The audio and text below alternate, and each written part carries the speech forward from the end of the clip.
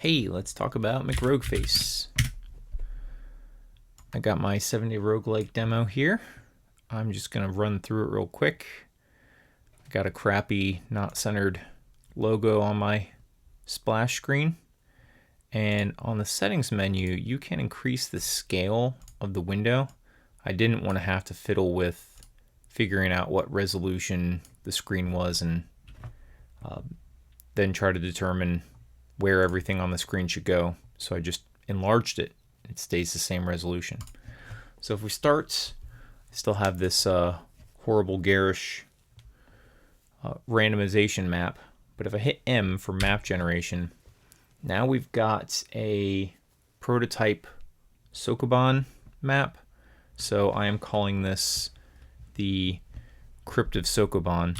So the fun thing here is that, for example, I can't go in the door right now because it's not unlocked. And there's a button on the ground, and you can walk over it and it doesn't do anything. But if you push the rock onto it, then the exit is now open. So a couple more things to wire up to make that actually kind of behave correctly. But oh, look, the wizard there from the previous run is still present on the map. That's a bug. And in this case, this map is not solvable because there's no way to get around these narrow hallways to push the boulder in. So let me see if I can get one with multiple boulders. Okay, so which wizard am I?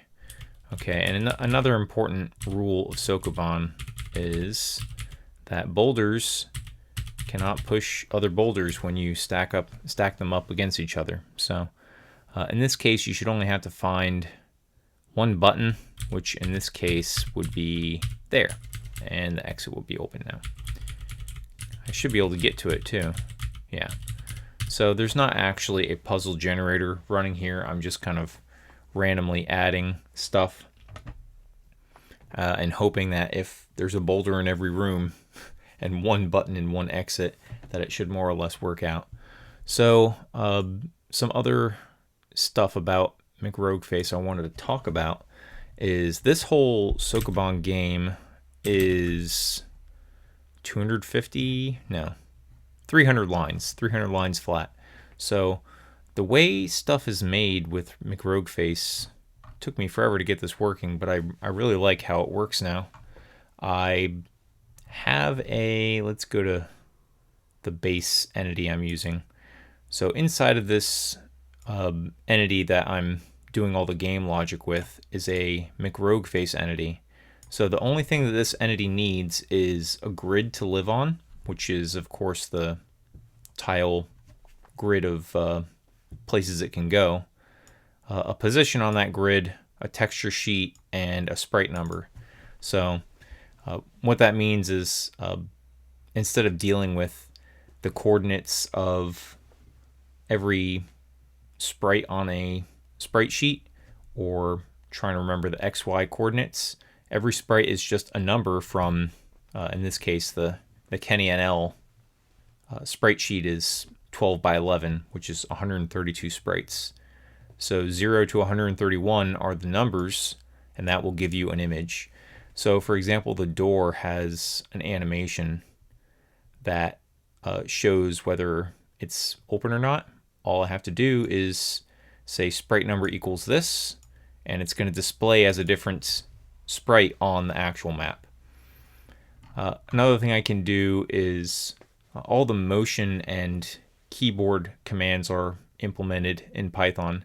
So if I have a boulder, I can just use my own bump function and say like, hey, if a boulder bumps into another boulder, you can't do that. Just return false. Just don't take any action.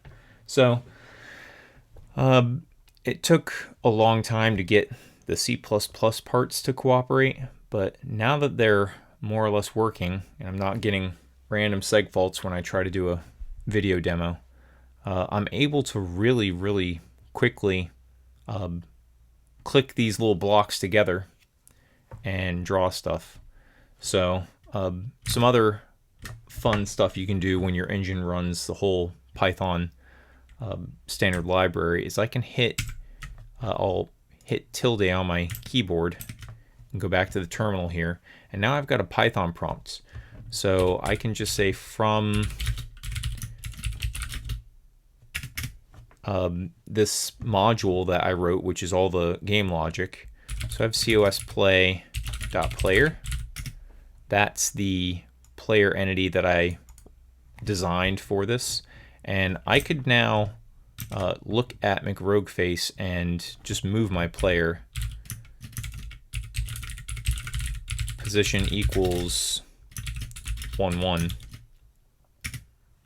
And now if I press Control D to end my terminal session, the player should, oh, it's the wrong object. You can just give it a value, but the McRogueFace entity is inside of it. So now that'll move that guy around. So any of the objects on the screen can just be modified with single Python expressions.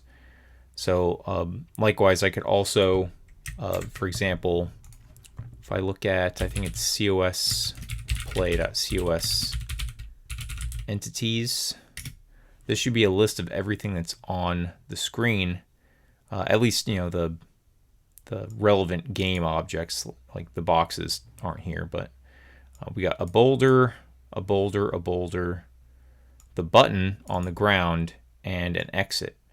So I could take that exit